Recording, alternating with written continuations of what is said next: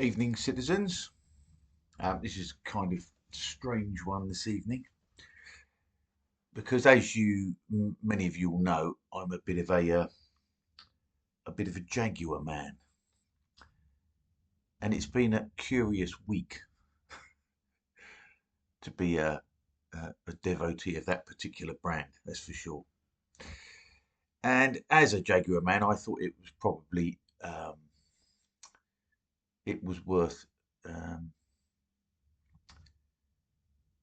saying a few words on it for what it's worth.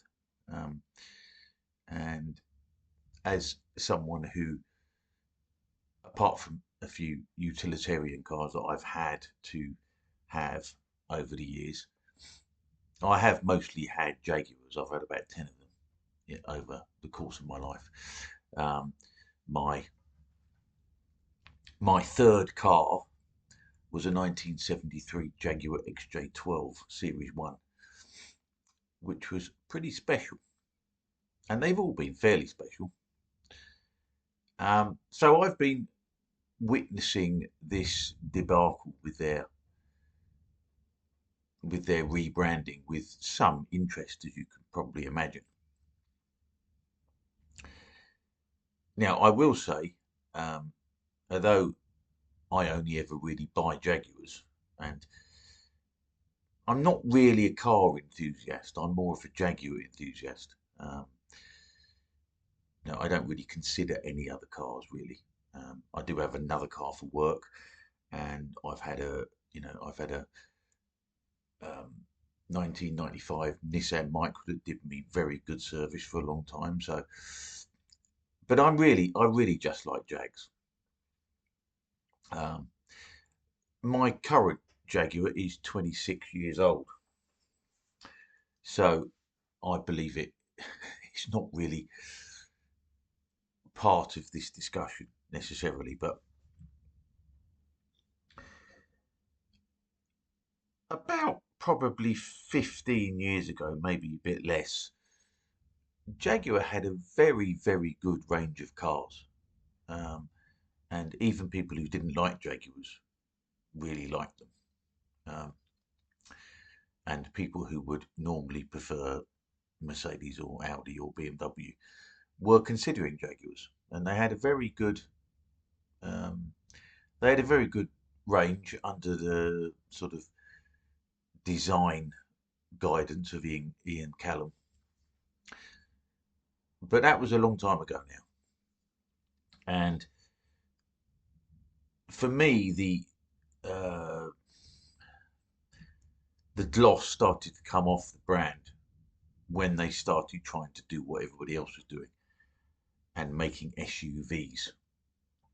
And they made a couple and they were sort of okay and they were kind of well received at the time, but that didn't last very long. And it turned out that a lot of companies were doing the SUV thing a lot better than they were.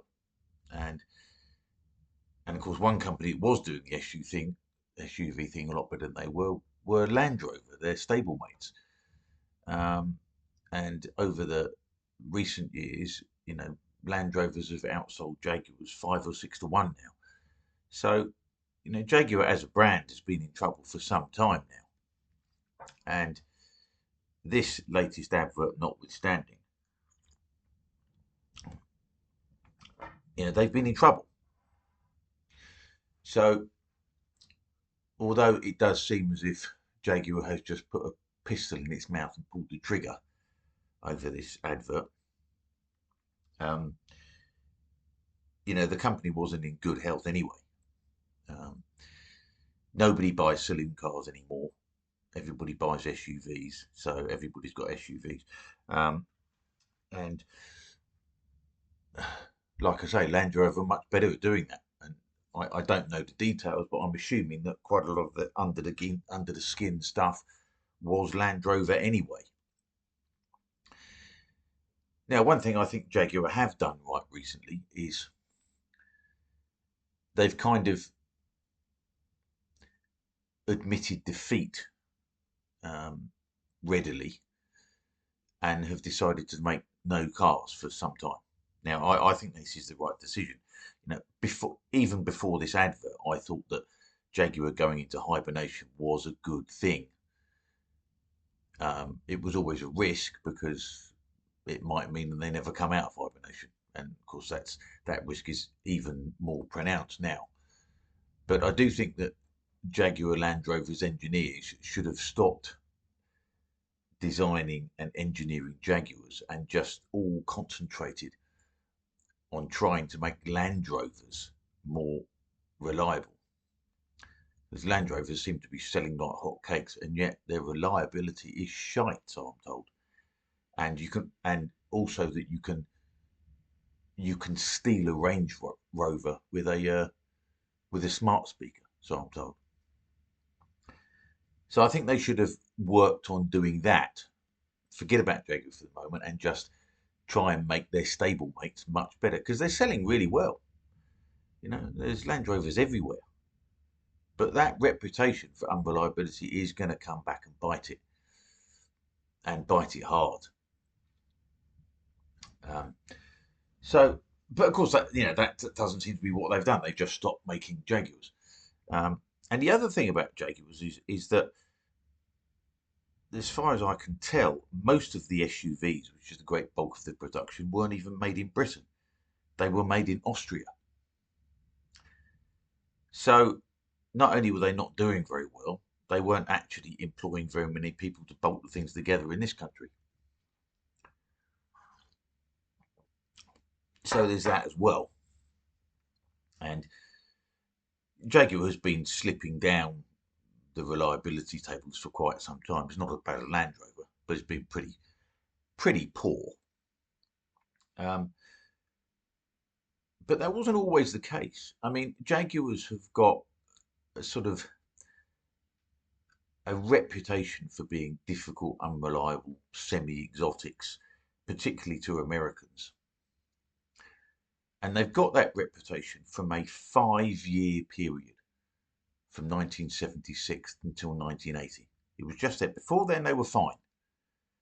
They were fine, or at least no worse than any other cars. And they were good enough that if there were some reliability issues, that there were people prepared to overlook that, considering what else you got for the car. But in the mid to late 70s, it was dire. And that Jaguar still suffers from that reputation now, and they are now over the last decade, I suppose, they've reacquired that reputation. So, in all sorts of ways, Jaguar it has been in real trouble, and some of it is not necessarily their fault. I mean, there's a change in tastes. Everybody buys SUVs now. I mean, they're just flipping everywhere. But to me, that's one of the things that has caused them to be in trouble. Because Jaguars are known for sports cars and high performance luxury saloon cars. Low slung, well handling, good road holding, high performance, and good value. That was what they were known for. And when the SUV craze started happening, and I can see why they did it, they said everyone wants an SUV, and so you get customers who are Jaguar fans coming in saying, "Can you make an SUV?" And of course they obliged, but that was a mistake because there were other people doing it much better than they were.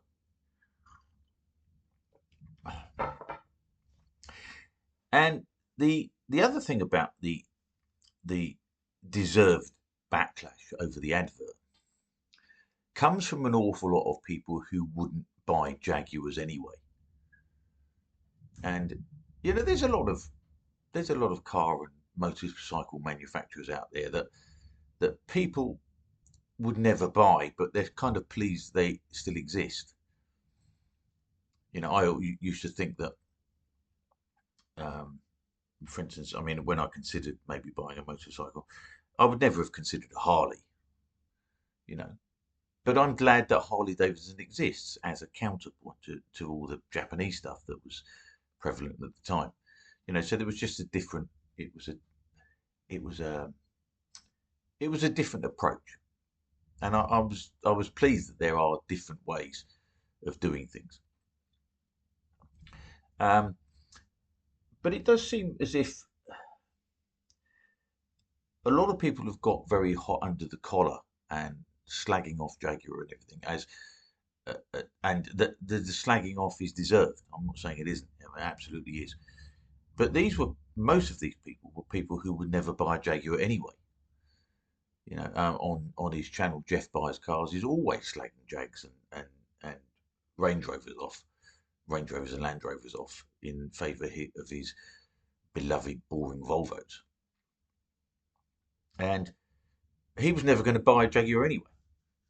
And I've seen a lot of commentary from before this advert thing happened about people who were afraid for the brand that it wouldn't survive.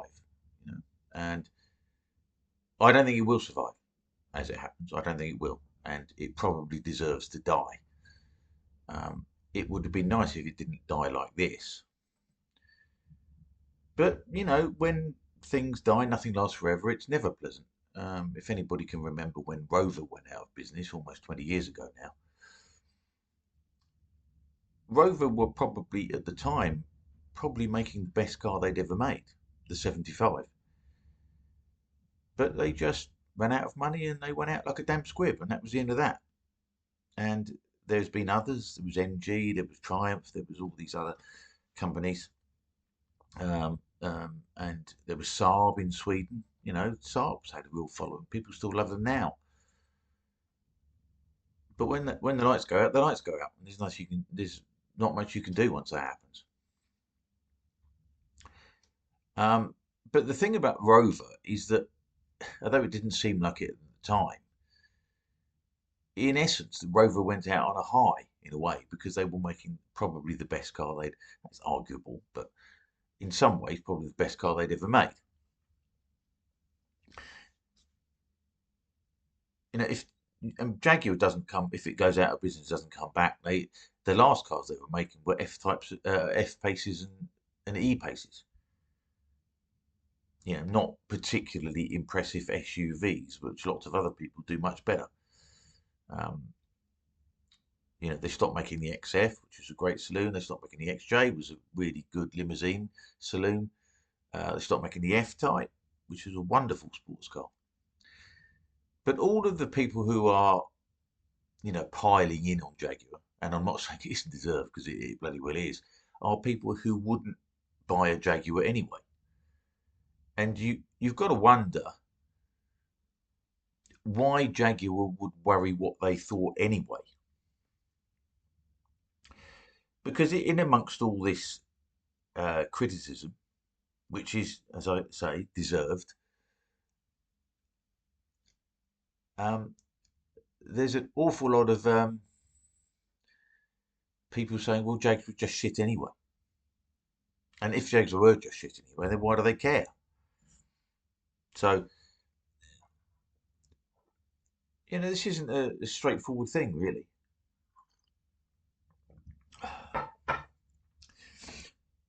But to go back to the advert itself, I mean, which was horrendous, obviously. And it was so bad, it was so awful, that it makes you wonder whether it doesn't compute. It's not logical why they would do such a thing. Unless they've got something magnificent in the pipeline ready to go. And they're just trying to, it may even be sort of a way of lowering expectations so then people are wowed when it comes along. That doesn't seem to be the case. And I did also think that in the way that you would sort of conclude that nobody could be this stupid, maybe it was some kind of prank or something.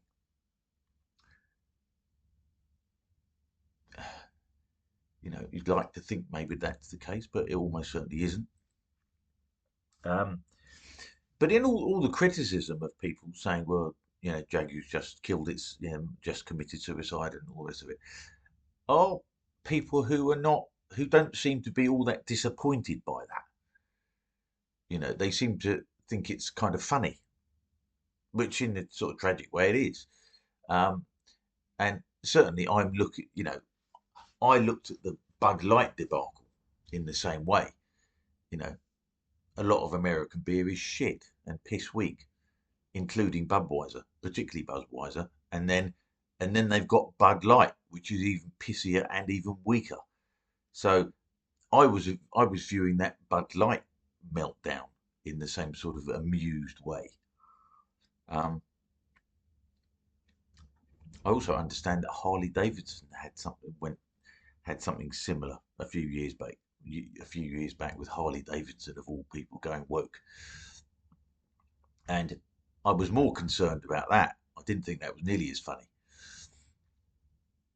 Um, so I'm not a marketing expert, and I've watched a few videos of people who are, and one or two of them have said, well, it's just getting attention on the brand, and personally, I think they did the right thing to stop making cars, and they should have gone into hibernation and have no publicity for some time until they're good and ready. Because if they do come back, they've got to come back with something astounding, because nothing better will do. I mean, Jaguar's sales have been plummeting for 5 years, which is incidentally about how long they've been making SUVs for, which I think tells its own story. And all the various owners of Jaguar have, since William Lyons sold it to BMC in 1966, none of them have ever really understood it. Only William Lyons understood it. And bravely at some point they decided that they want to try and compete with BMW, because in some respects though they had similar products, but it was never really quite the same thing. And I'm not pretending to know I know what it was, but I know it was Jaguar is not like BMW, and it's not like Mercedes, not like Audi, and it's not even like Alfa Romeo. I mean, Alfa Romeo is probably a better comparison, perhaps. So I'm not suggesting that I know what they should do. But the other thing that is an issue here as well, of course, is that they've doubled down on saying they're going to go fully electric. Now, I think that's a mistake anyway, and apparently so does Mercedes-Benz, and so does Audi, and so does Volkswagen, and so does Toyota. And you think that they would know what they're talking about. So, nevertheless, it is absolutely, completely puzzling that they would do something so stupid as make an advert like that. I mean, who are they appealing to? I mean, do you want a load of transsexuals driving your cars? Well, you might if there was enough of them. But seeing as they're 0.1 percentage of the population, you probably don't. Even if you wanted to inhabit that market, that place in the market, which is a bizarre thing to want to do, considering how sort of potent and masculine Jaguars are, powerful, powerful sports cars and saloon cars are. You wouldn't think they want to inhabit that area of the market.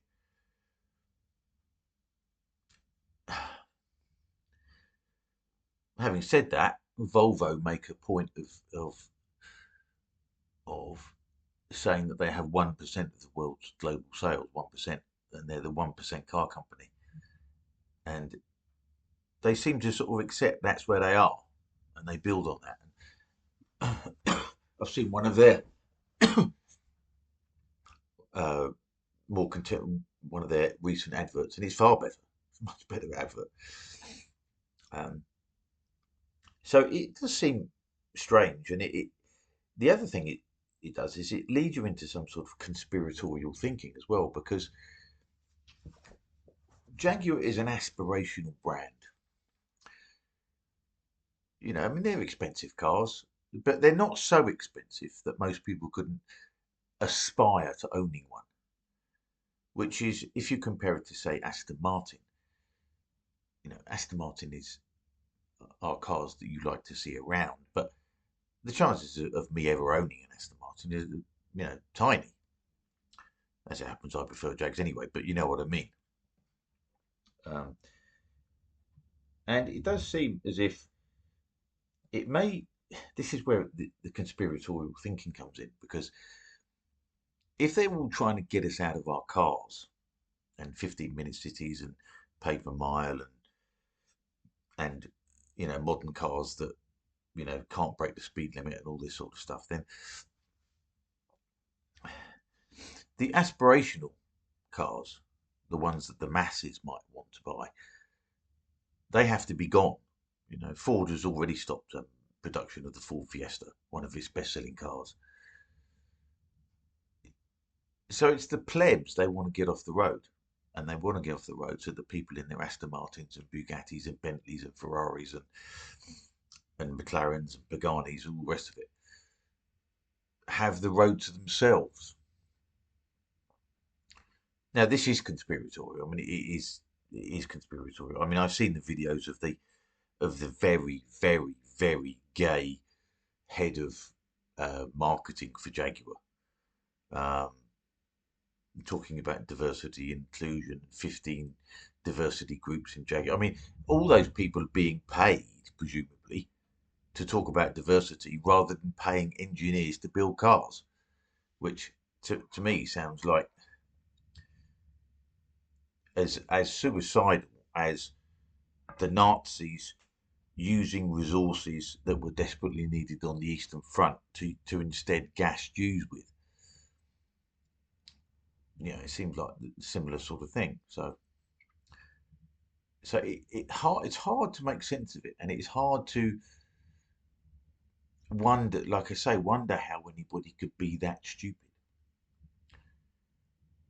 But it does seem as if they are being that stupid. Yeah. Now, I'm somebody who will sort of mourn the passing of Jaguar, even though at the current rate of striking, they do deserve it. Partly because it is my favoured brand of car. Um, it's funny, ironically, there was a really good advert by Mercedes Benz in about 1985, and the advert had a picture of the Daimler Benz's, the first Daimler Benz in 1885, with big old bicycle wheels, and the tagline was, 100 years ago there was only one car in the world, and then it had a picture of a modern Mercedes Benz. It said, for some people, there still is, which I thought was a really pretty good bit of advertising, really, in contrast to this. But it is how I feel about Jaguars. I only ever buy Jaguars, apart from, like I say, I've got my work car, but I've nearly for most of my adult life I've had a Jaguar, and I can't see that ever changing. Even though I'm going to have to weather this storm of being seen in a transvestite motor.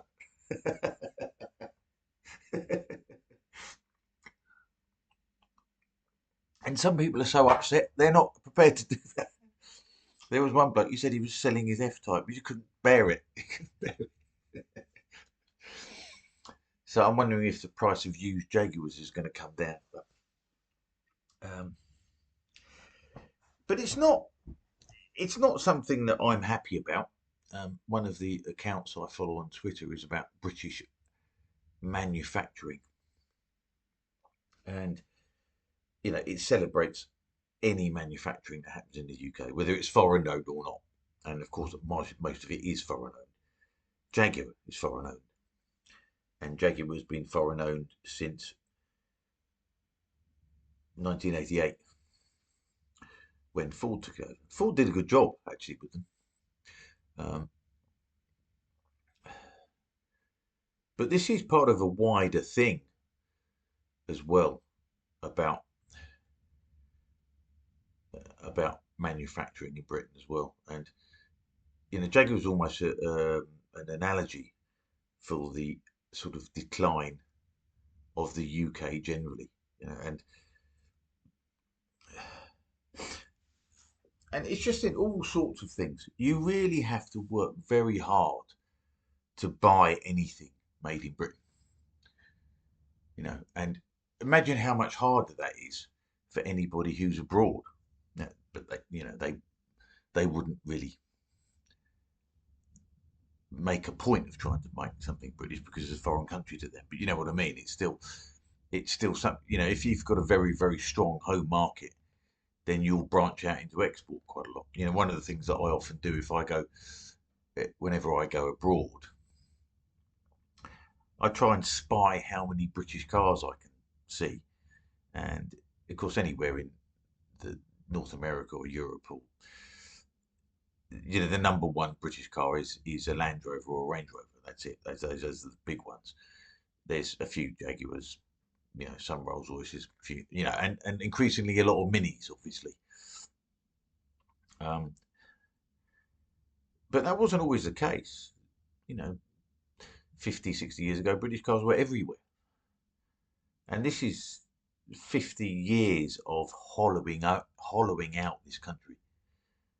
And so that it's very difficult to find anything that is actually British made. I wanted to buy a couple of shirts. I wanted to have something decent shirts, and I bought a couple from this company called Charles Tyrwhitt. I think that's how you pronounce it. But they're based in flipping it. What's the Jermyn Street in London? Jermyn Street. Old-fashioned tailor, based in Jermyn Street. And I bought these shirts, and they were 60 quid shirts, reduced to 30 quid or whatever, because I wanted to have something decent. And they turned up, and they were very nice, and they seemed to be pretty good quality. And I was looking on the label, and the label at the back and neck just said the maker's name, and didn't say. And then I looked at the tag on the side, and of course it's made in Vietnam. So I paid what I thought was good money for a British-made shirt. Turns out not to be British-made, made in Vietnam. And this is something that is part of this is a very big part of how far our society has declined. People don't think it has anything to do with it, but it does. Culture isn't just, art and, and old buildings. Culture is the things that we make. And if we stop making things, we stop spreading our culture around. And you find this in small ways and in big ways. Like when they put the London Eye up, that massive Ferris wheel in central London. Danish company, I think. Danish. Because obviously we can't make anything like that. We have to ask the Danes to make it for us. And there is so much of this, and it does, over time, this degrades your society. We don't think that, and it's a bit of a stretch to say that it has anything to do with,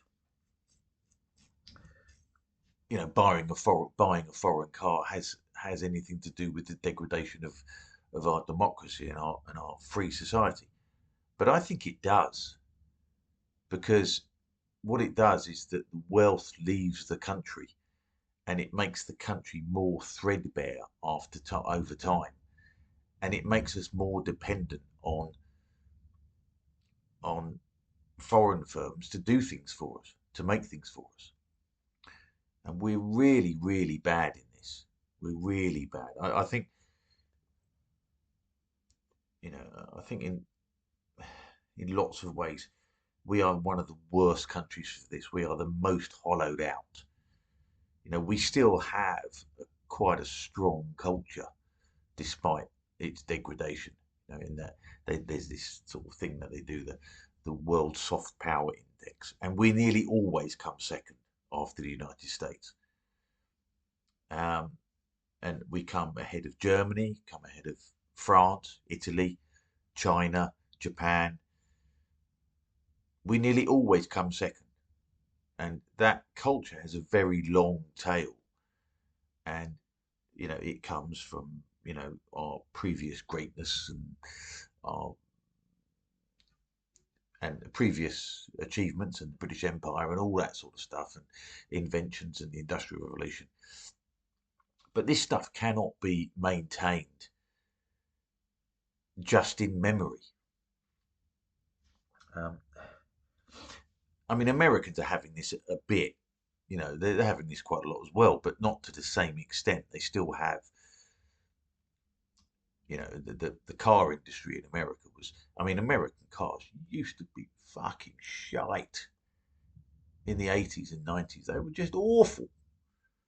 They even had a term for it. I'm trying to remember the malaise era. Even they knew they were shit. But now you get a modern Ford Mustang. It's a brilliant car.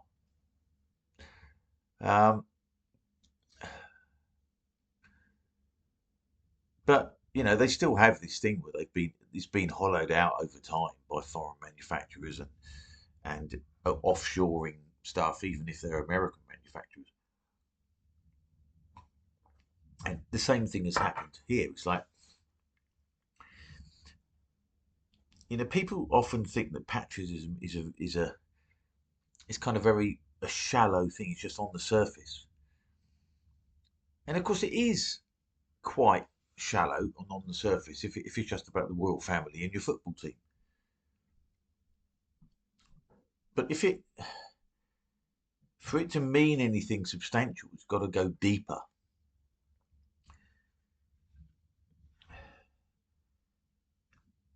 And I was reading, I read these things online, and it was like it was an early 70s sort of car magazine for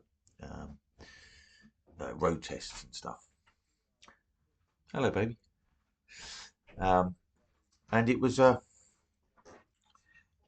and back then, sort of 95% of car sales in Britain would have been British cars, and they were talking about, and it was sort of tongue in cheek because they didn't think it was that much of a threat there, but they were talking about the traitors who buy foreign cars. No, they didn't mean that. It was just a sort of tongue in cheek thing. It was a bit of a dig at people, But that suggests that the culture was somewhat deeper, and that you would, your first port of call to buy a car was you buy a British one.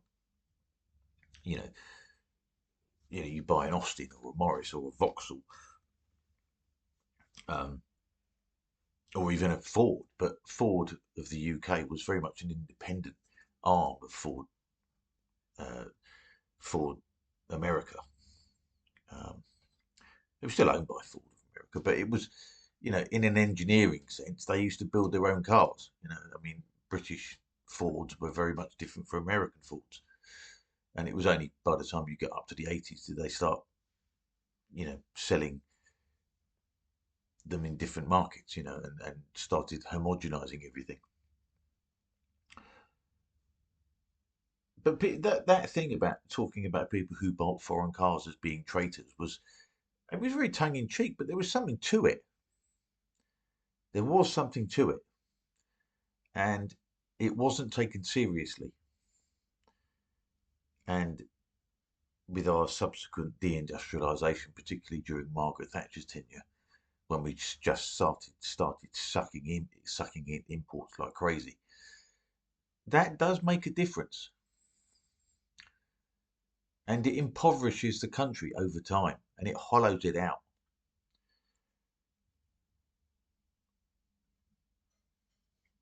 And it doesn't, and so you get this sort of situation where that the British car industry was the third biggest in the world up until the 60s, early 60s. and most people wouldn't even dream of buying a foreign car. And now you just can't buy a British car. Even Morgans have foreign engines in them. That's not exactly true. Probably the most British of British cars is the Aston Martin, actually, because due to the way the buyouts went, they're now owned by British venture capital bunch. So Aston Martins are in fact British cars again, strangely enough. Um,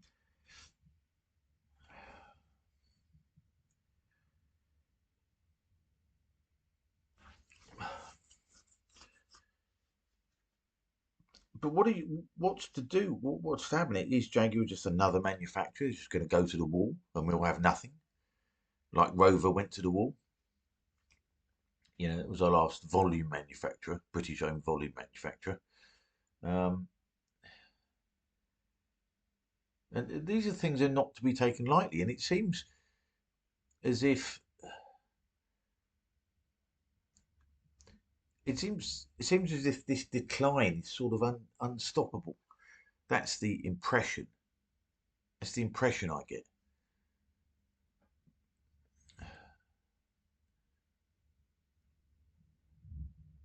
But decline wasn't always the case. Expansion and ascendancy was once the norm, and we lived in a world where we had overflowing resources in this country. The expansion of everybody's living standards increasing. But nearly for almost the entirety of my adult life, all I've heard about is decline, cuts in public services, and well, we can't afford that anymore. And there's no money for that,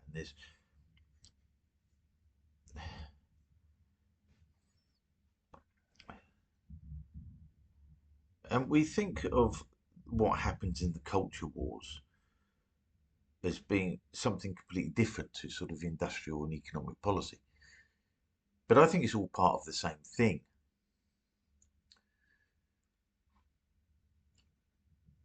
There's um, there was a sort of meme going around about, it was a piss taking thing about what British culture is, and it says, well, we sit on our Swedish sofa and drive our German car and watch our Japanese television while watching American programs, and it was basically a long diatribe about how shit this country is and how bad everything is, and we can't do anything, and we're so useless. And of course, it was exaggerated, but they did have a point, and we have a very, very open market economy in this country, more open even than the United States. And we sort of opened our market up to absolutely anybody. And they've all eaten our breakfast. They've all scoffed our lunch for us.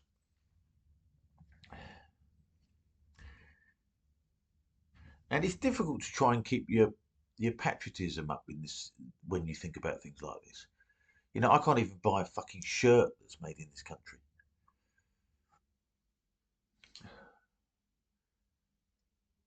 And how long can this go on for? How long can it be that we are just consumers? We're just consumers and we don't produce anything.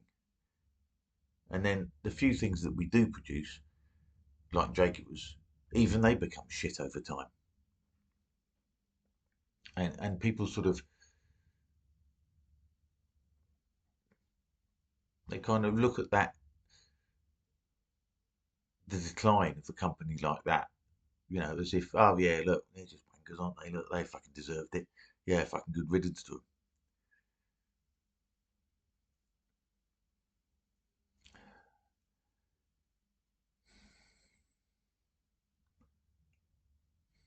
And they acknowledge the greatness of the things that they did make.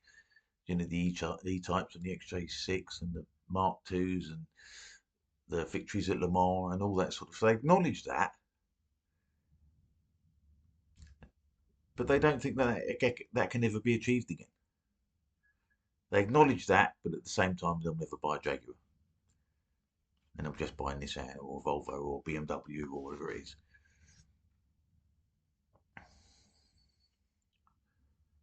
And I talk to people about this sometimes, and they quite reasonably say, well, if Jaguar's got nothing to offer, they deserve going in the tube. Which I suppose you're right. I suppose they do.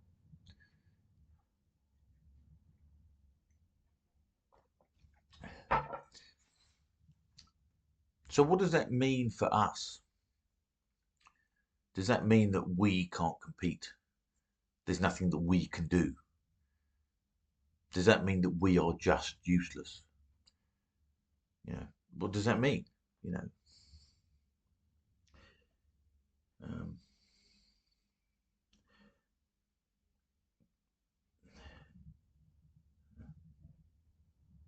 I mean, sometimes we deserve to fail. That's for sure. I mean, I remember somebody telling this story, and he was a builder when I was a teenager. He was a builder, and he was quite a successful builder. He just bought a new Mercedes, and he thought it was great. I didn't like it because I said, "Why don't you get a Jag?" You know, but he was talking about how good this Mercedes was, and when I mentioned Jags, he went into the great big long diatribe about how awful they all were, and he'd had 5 of them. They were all terrible, and he said that, and this is a comment on industrial relations, and he says that the last one he had, it was a brand new car, it had big end bearing issues. If anybody doesn't know, that's deep in the internals of the engine, really serious.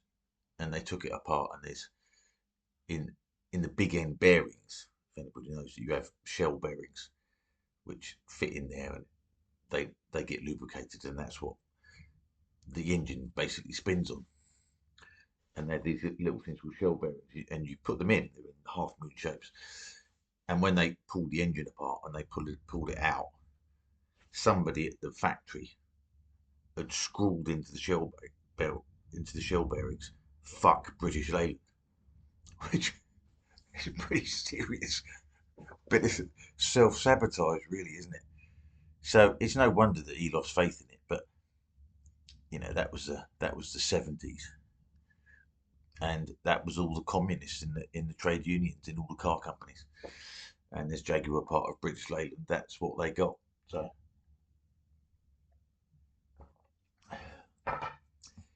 and because that then was like what you might call an unforced error.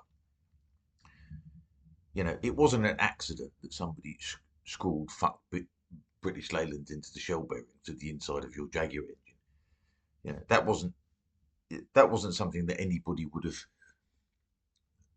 No amount of research and development would stop that happening. That was something else. And this is the thing about what's happening to the West at the moment, and Britain in particular, but the West in general. You're getting all these unforced errors, and I've been bemoaning our lack of manufacturing prowess for quite a number of years now. But nevertheless, I still thought that there was nothing fundamentally wrong with the West. There's nothing fundamentally wrong with the United States and Canada and France and Germany and Denmark and Finland and Italy and Japan and Australia. Nothing fundamentally wrong with these countries. They were all perfectly functioning countries. Not perfectly, but they were reasonably functional. And we've got the trans lunacy. We've got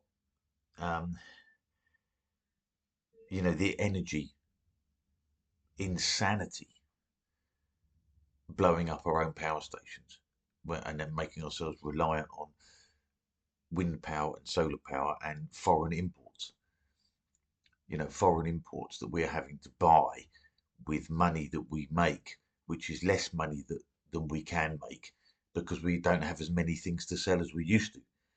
So we're getting poorer and poorer, and making and buying more and more expensive energy from countries that are richer and richer than us. So there's another unforced error there. Together with the unforced error of offshoring manufacturing, which made a few people very wealthy and fucked over the working men in all the Western countries. There used to be that thing, didn't it? The Americans used to say, or General Motors used to say, what's good for General Motors is good for America. And that was true for a while, until some treacherous little fuck in General Motors realised that he could make more money by selling out his compatriots than getting them to make cars in America. And that's where the treachery comes in. That was the first bit of treachery. They just called it business. I was just business. I was just unsustainable.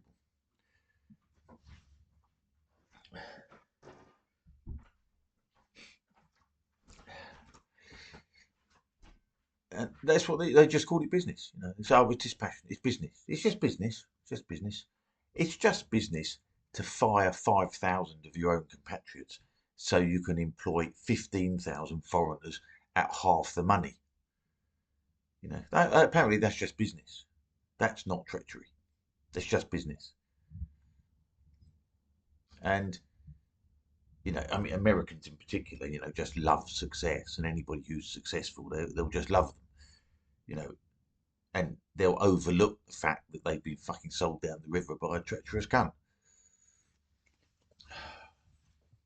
And now we've got the most extreme version of treachery now, is the people who are importing illegal migrants and getting us to pay for the welfare of those people with our tax money, and making an absolute fortune.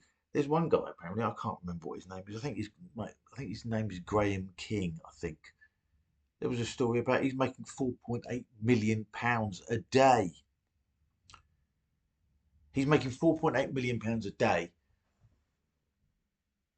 by selling his own compatriots down the river.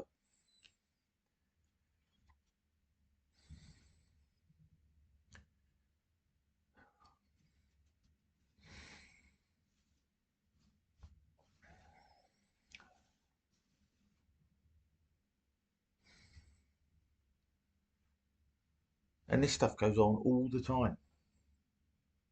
Goes on all the time. And it's happening all over the Western world, where they're getting us to pay through our taxes for our own demise. It makes the whole Jaguar thing seem like a very, very small beer by comparison. But they are part of the same problem, I think.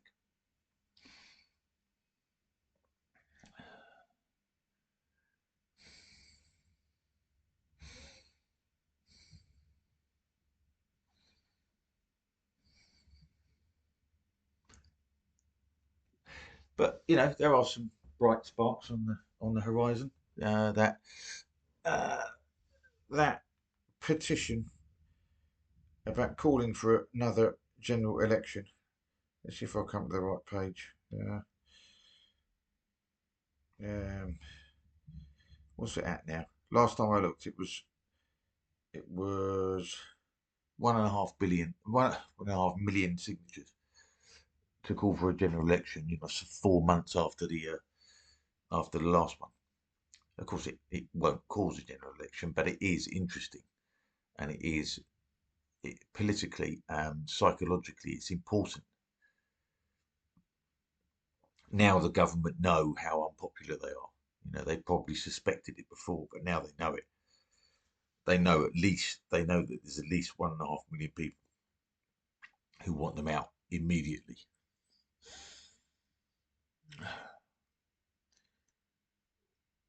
So that's interesting. It won't do anything on its own, but it's part of it.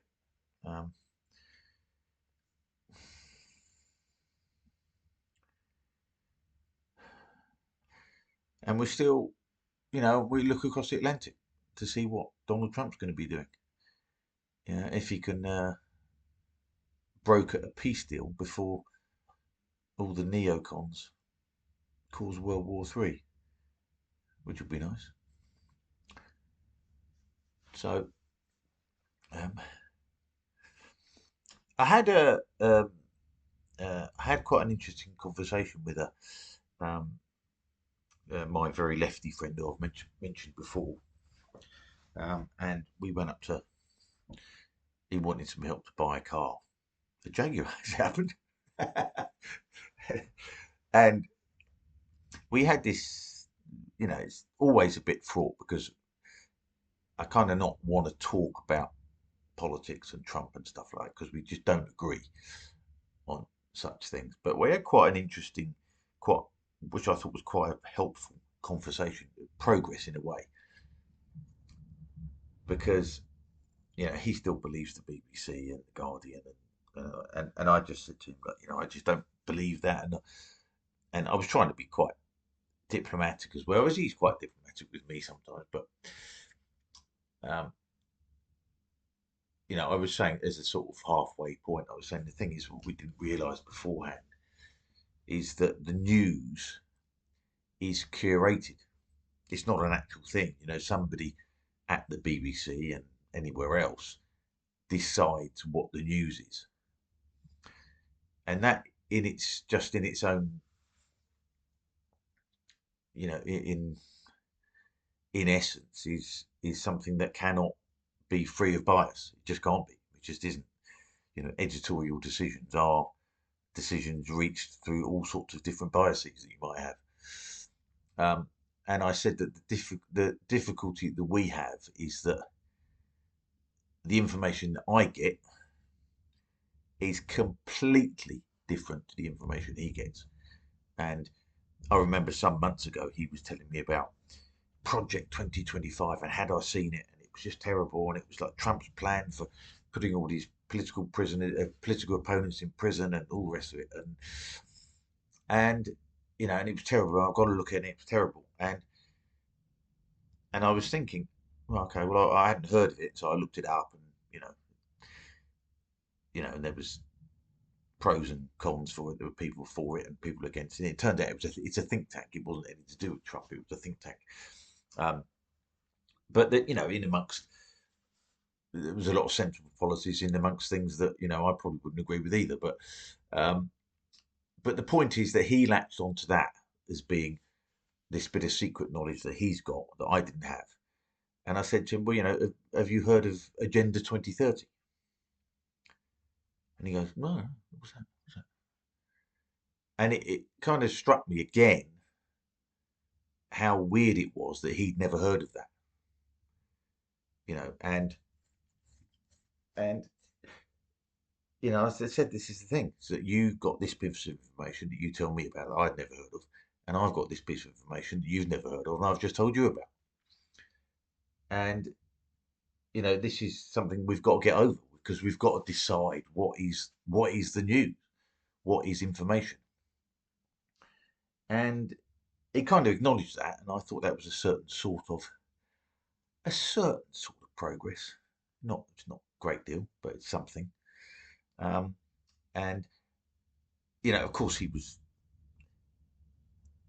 kind of, it was some time after the election, so it's not like the day after, and he was like head in his hands or anything. But he was obviously very disappointed by what happened.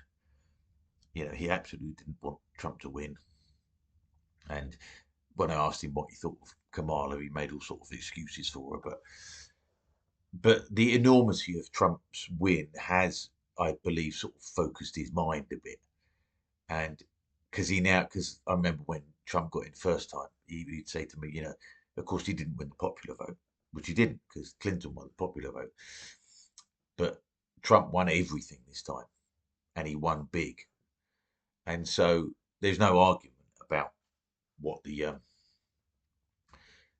outcome is. And I was saying to him, as I've said to other people, is that one of the biggest things about this is that, because I might have said this before, but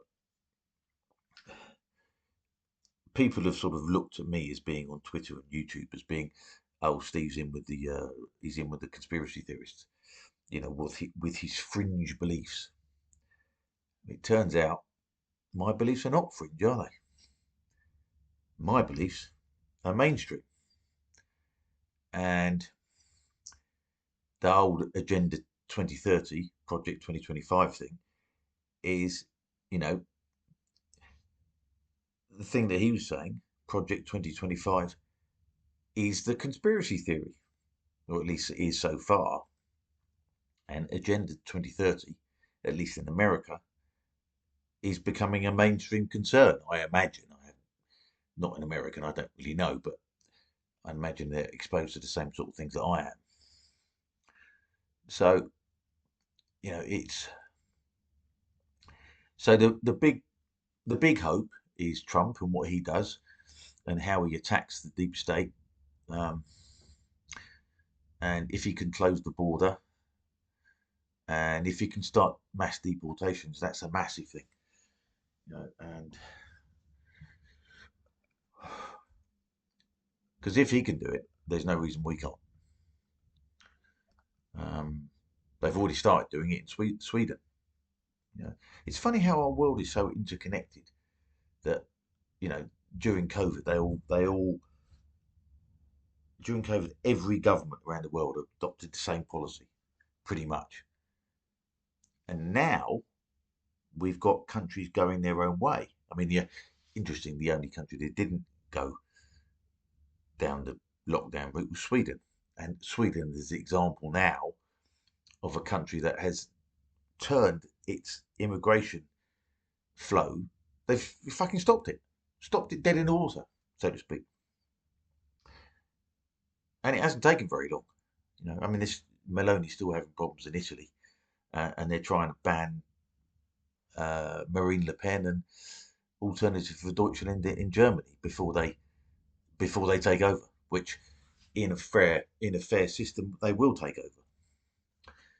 And the slightly embarrassing thing for us is that we're going to be this petition notwithstanding, we are going to remain as the sort of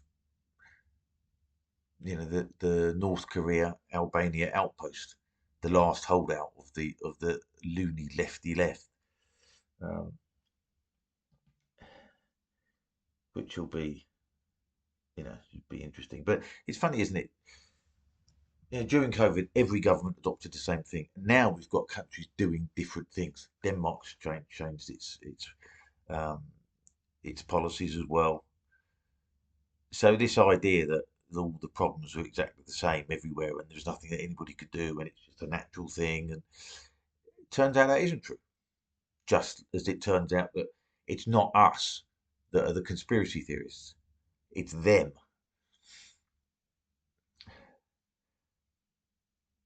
And that's quite an entertaining thought, isn't it? But quite we've still got a mountain to climb, and we've got a lot of stuff to get through. And at the moment we're just